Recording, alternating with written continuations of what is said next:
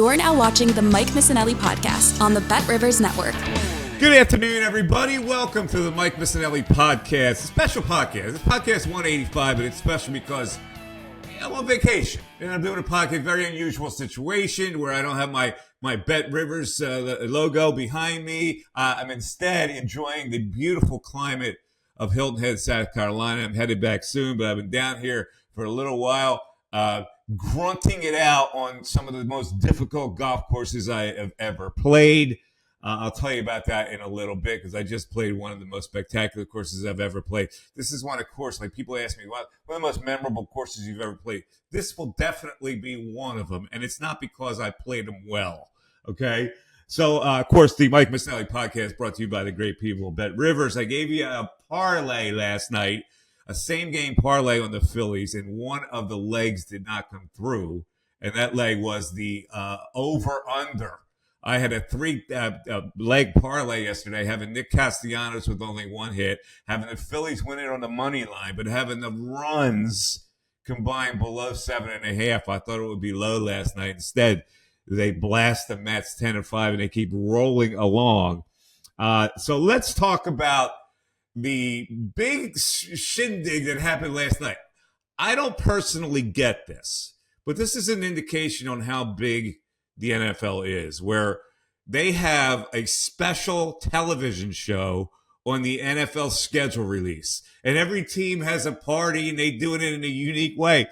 I don't understand it. I just roll with it. I roll with what's pertinent apparently to sports fans in America, and the schedule release of the NFL is important to some people. Now, for our purposes, it's always fun to look at the schedule for the Philadelphia Eagles and do your predictions. You know, it's funny, when I was on the radio, people would blanch at this. What do you know? I get a prediction. How could you predict? Blah, blah, blah, blah. You got to see the games. Dude, I get it. This is just for fun and giggles that you go down the schedule. Everything is influenced by who you play before, how well a team is playing coming up, all that kind of stuff factors in. And you get to that eventually when you analyze each game by game. But it is fun to go over the schedule to see what the final number could be for the Philadelphia Eagles and where that puts them in a playoff slot. All right, so let's start this, and I'll bring producer Darren in, and we'll go game by game. But first of all, on the schedule, if you count Brazil, the Eagles would be on the road for a significant period of time in the first 7 weeks of the season. They're going to be in Brazil, then home game, then at, and then a bye, and then home, and then at. So early on, they're going to be on the road for a significant period of time, and then there's the middle chunk where they're going to be on the road, back and forth, home, away, home, away, home, away. I don't think the schedule is overly difficult when I look at it.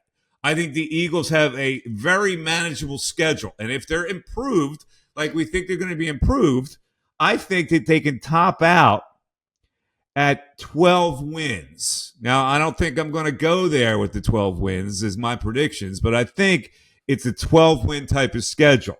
So let's go down the list. All right, the Packers in Brazil, September 6th, the first game. The Eagles are a slight favorite in this game, but I don't have them winning. I think right now the Packers would be a better team in game one than the Philadelphia Eagles would be, no matter where the game is. So I've got the Eagles opening up with a loss. Darren, what say you? I agree. I think they lose that first game. I'm always going to lean. They've got two new coordinators, a lot of new bodies on defense. So these first couple of games here, unless I really know what they are ahead of time, I'm going to lean towards the loss. And Green Bay is a young team, played really well at the end of last season. I think Green Bay wins the game. All right, game two is a Monday Night Football game. Kirk Cousins, I guess, gets the nod there for the networks. Falcons are at the Eagles on a Monday night, September 16th. The Eagles will have 10 days between their game in Brazil and this game. Puts them in a pretty good spot. And I don't think the Falcons are ready to win in Philadelphia. So I give the Eagles their first win. I'm going to hedge a bit here. If Cousins will likely start the game, in which case I think the Eagles will win. Kirk Cousins' record at night is abysmal. But if for some reason, and I don't think it's out of the question, that Michael Penix Jr. wins the starting job, which would be preposterous considering all the money they just gave to Cousins. But for some reason, I feel like he's going to have a really good rookie year. So if Penix starts, no, You've got to be kidding I'm me. Are just, you insane? I, Stop it. Well, right away, second game, you got nonsense you give it to the audience. Michael Penix isn't playing in game 2. Probably not. Just pick the damn game without getting through it, all the parameters. I'll pick the Eagles. All right, to so win. we're both 1-1. At the Saints, the next game, I got the Eagles with the dub. I will be in that game at that game. By the way, I already booked my trip. Going home to New Orleans, my second home. But I will say the Eagles win that game. The Saints just don't have a whole lot on offense. Both at 2-1. The next game is interesting. It's a revenge game for the Eagles at Tampa. And I believe the Eagles will reap the revenge benefits and turn it around on Tampa. I think they'll be highly motivated. I've got the Eagles with their third straight win to go 3-1. I also agree. I thought the Bucs played a little bit over their heads at the end of last year. Didn't do a lot this offseason. I like the Eagles to win. All right, bye. Rest. Come out and bye against the tough Cleveland Browns. And I've got an L coming out of that game for the Eagles. You and I are in lockstep. Cleveland's got too many tough guys on defense. I think. All right, so we're both at 3-2, and then we get to the New York Football Stinkos.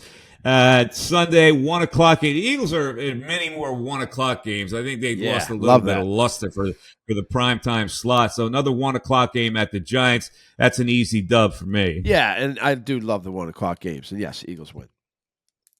All right, the following week they're on the road again, although it's not a long trip. They're in Cincinnati. Sunday, it's a 4:25 game, and I've got the Bengals with the dub there. So I got the Eagles now 4-3. Again, I'm with you. Cincinnati wins that game. They're too much for That's the because you worship the Bengals quarterback. It's probably the only reason. Now we get the Jaguars at home on a Sunday night. I think the Eagles will be primed for that game. That's a 5-3 piece for me. Do they beat the Jags? No, that's the first. Woo! That's where we're gonna first split. I think I think Jacksonville's gonna have a really good year. And again, I don't know what I have in the Eagles yet. Right now, I got the Jags.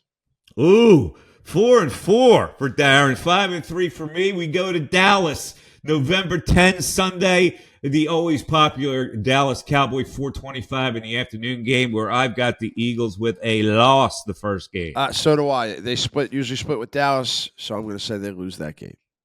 You've got them now 4-5, which means one thing if that happens. Nick Sirianni will be on the hot seat again with a losing record, especially if they lose to Dallas. They are now 4-5.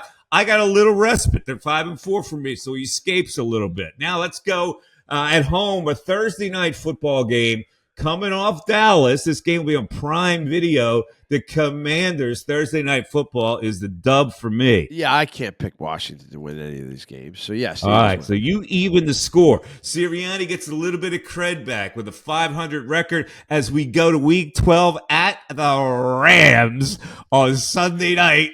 And they ain't winning that game. That's 6-5 for me. What do you got? 5-6. I like the Rams to win that game right now. They're on. I'm sorry. I have 6-5. So you got them 5-6. Now they're back under 500 with the Rams. Okay.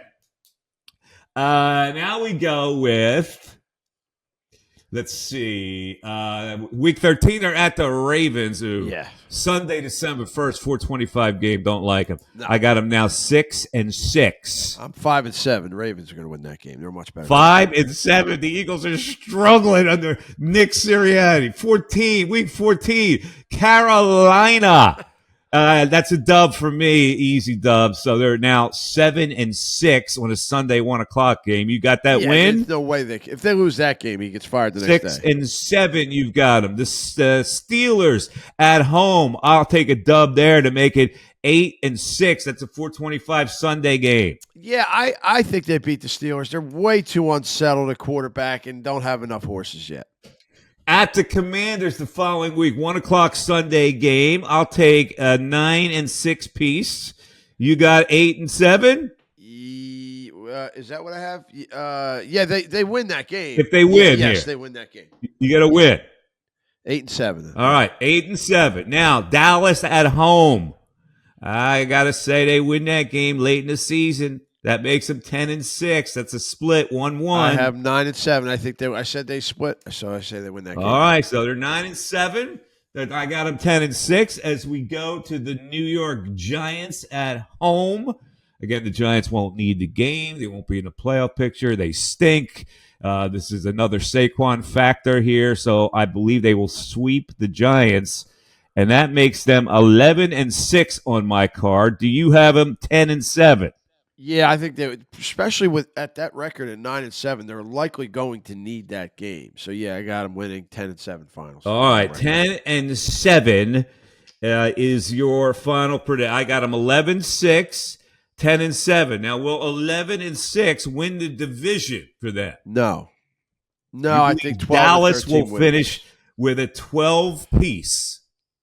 I didn't look at their record, but yes, I think you need 12 or 13 wins to win the NFC East. All right, so there you go. The Eagles, a playoff team, but not a division-winning team, which means they will have to go on the road and not be in contention for that bye. All right, there you go with the NFL schedule. We've known for a while who they're going to play, and now they're in the proper order. Again, I don't think it's a great schedule, and maybe 11-6 is not that great compared to the schedule they're going to play. So, for the people that like to do the road trips to the nice weather, the two best spots to go to are New Orleans and Tampa, and they're early in the year when the weather's going to be nice here. So that'd be a nice trip. But I'm concerned myself about the trips for Eagle fans. I concern myself about the analysis of what the Eagles are going to do. With all due respect to your trip to New Orleans, with pounding hurricanes. Just looking out for the fans, Mike. I care for the fans. You're a man who is very affected by alcohol. You'll be a mess that week. Who are you going down there with? Friends? It's my wife. No, I'm going with my your wife. Well, maybe she can keep you in check. Because if you're going down there with friends, you'd be arrested on Bourbon Street. Times I've been to New Orleans, I've never been arrested. Let's move on the Mike Missanelli podcast to your fighting Phillies. This is pretty amazing. They're 31-13 after winning against the Mets last night, 10-5. They're playing .700 ball, for crying out loud. This is ridiculous. And now their run differential is a plus 72, and they are 9-2 in their last 11 games. They are a couple of games up on the Braves. They played 4 more games, so I don't know if that's important. But here's the important thing, and I know it's early, and I know I've been on the record saying I need at least 50 games to see what they are. Well, we're approaching 50 games, and they're pretty legit. They're legit because they have a great lineup, and also because they have a great pitching staff, and we've seen this before. And I want to go back in history, and I think that I heard some people in Philly. As I'm down here in South Carolina, I put my ear out to the airwaves, and I heard some people saying that this could be the best Phillies team ever. And I started to mill that in my head a little bit. I go, I never even thought about that. But is it possible? So the only frame of reference you have for something like that is you go back to the great teams that you've been able to see in the past. And I don't need to go back to 1980, but I will. Because that was a pretty significant team. So, but let's start out with the most recent team that was great, that we thought was great, and we lived in a great era of that. And so let's compare the 2024 Phillies to the 2008 Phillies, and let's just go by position by position. I know this is not a great way to do it, but let's try to do it anyway. Harper and Howard. Who you got, Darren? There's no question it's Harper. With all due respect to Ryan Howard. Okay, so you got Harper over the big bopper, the big piece. And, of course, in 93, it was Kruk. So Harper would win that. Absolutely. All right, let's go to second base. Stott, Utley, Morandini. Love Stott, but it's Utley. You know what? Let me go to 1980 as well. So first base, who played first base in 1980 for the Phillies? The roster. Who the hell is their first base? I'm going to look up the whole roster so we have it here. Hang on. Yeah, look up that roster. I can't remember who the first baseman was on that team. The second baseman, obviously, Rose at was first, Pete Babe Rose. McBride in right. All right, so Schmidt yeah, at Pete third, Rose was the Luzinski first left, baseman. Manny Trios at second base, Maddock at center, Manny Trio was Boa, at second. and Bob The Boone. shortstop was Boa. Yeah. The third baseman was Schmitty. Yes. In the outfield, we had Gary Maddox in center field. Oh, the catcher Boone. was in 1980 was Bob Boone. We had Gary Maddox in center field. Yeah, Babe McBride in right. We had who played left? Luzinski in left. Luzinski in left. McBride and Bake McBride. Okay. Yeah. All right. Now we got some. All right. So now we go Harper, Howard, Kruk, Rose. You're still going Harper, Yes. even though Rose the Hall of Fame. Yes. Okay. Sty, Utley, Morandini trio. Utley. Okay. Turner, Rollins, Stocker, Boa. Turner, Rollins. That's not Stocker. Boa or Rollins. I'm going to go Rollins. With all due respect to Larry I Boa. will go Jimmy as well. I believe he belongs in the Hall of Fame, even though Turner's certainly a formidable player. I actually believe Boa belongs in the Hall of Fame I do also. too. But I'll go Jimmy. Third base, Bohm, Felice, Hollins, and Schmidt. Yeah, Schmidt, no doubt. All right. No doubt let's go to the catcher. Real Muto, Chooch, Dalton, Boone. Oh, man. This is tough. Wow. Dutch, Jacob Tyler, Chooch. I think I'm going. You're not going to like my decision. I think I'm going Chooch. I figured you would go Chooch. That's a sentimental, foolish pick. I am going Real Muto. Yeah, that's my two. I was going much back better and forth. catcher than any of those people. With all due respect, I got change me. Go to Real gentlemen. Muto. Change my bet. Change my play. Oh, okay. You're out with Chooch. I'm going Jacob Tyler. All right. Left field now. Marsh, Burrell, platoon of Milden, Cavilla, and Luzinski. Luzinski. You're going the Bull. The Bull. Okay. Let's go center field. Rojas, Victorino, Dykstra, Maddox. Oh, man. See, Maddox was such a great center fielder, but Dykstra at the plate. I'm going Nails. All right. I kind of agree with you there because he was just so important to what that team did. Now we go to right field. Castellanos, Worth, Eisenreich, Chamberlain, or McBride? Jason Worth. Okay. Going Worth. And now let's just evaluate the pitching staff on a whole. This rotation has Wheeler, Nola, Suarez, who right now is the best pitcher in the league and is phenomenally unhittable. And I watched the guy, and I think his precision has been so amazing. He has learned this precision on a consistent basis. It wasn't as consistent. Right now, he is in such a tremendous groove that he is an all-star pitcher right now. So Wheeler, Nola, Suarez, Walker, and Sanchez versus Hamels, Blanton, Moyer, Myers, Kendrick. I mean, at the moment, as of right now, it's the current group of Wheeler, Ranger, and Nola. All right. And now 93. Schilling, Tommy Green, Terry Mulholland, Danny Jackson, Ben Rivera. And then they had that bullpen with Roger Mason, L.A., David West, and Mitch Williams. I'm still going Wheeler, Ranger, and the starters. I'm still okay. Going.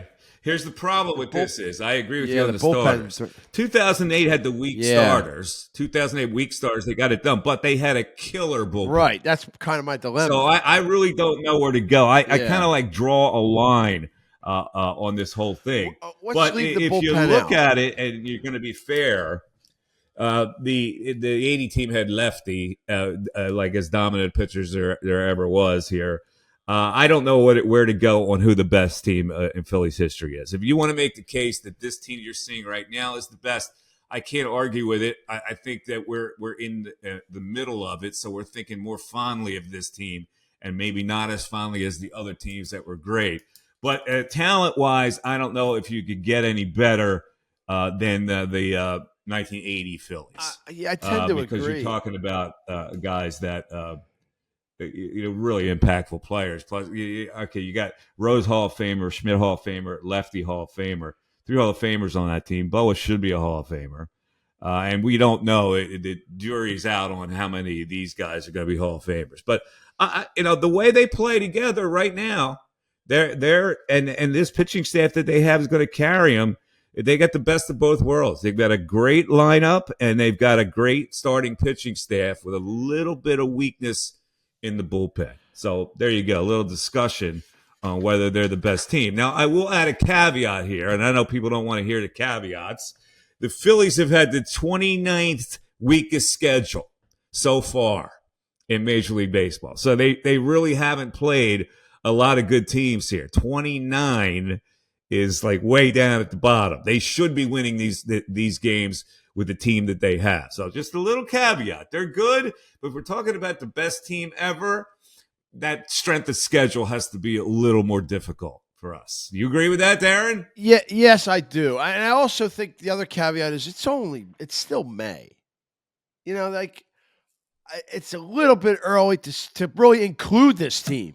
Yeah, they're rolling. Right. They're rolling against a weaker schedule, but their starting pitching has lived up to the hype. Now, maybe the starting pitching is good because they're playing weaker teams. I don't know, but I'll hold judgment on that because you can make a case if you look at this lineup that hey, this is a complete lineup. Let's close it down on that note. My email address is mike@mikemiss.com. I've also done a couple cameos down here. People have requested me on Cameo to give them a personal shout out. I did it from the lovely lagoon here that's on my property where I'm staying. So just go to cameo.com and search my name, and I'll give you a personal shout out for a small fee. It's a very small fee, but I give you every penny's worth. And Twitter, MikeMiss25. I've been tweeting since I've been down here, but I'm on my way home today. So I'll be back in town, and our next podcast will be live from the Mike Missanelli studios right at my house. All right. Anything else, Darren, we should know about? We're back next week or to our regular schedule. Drive safe. Thank you. And thanks, everybody, for watching. Have a great rest of the day. It's beautiful here. I don't know what it's like there, but I'm leaving 80-degree weather here when it could be a nice beach day, but I can't play any more golf. I'm golfed out. I'm piped out. Thanks, everybody, for listening. Tell your friends and neighbors to subscribe to the Mike Missanelli podcast, brought to you by the great people at BetRivers. You see that hat Darren has? If you want a hat, just email me, and I'll send you a beautiful hat. Mike Missanelli podcast hat. All right. Take care, everybody. We'll talk to you later. Bye-bye.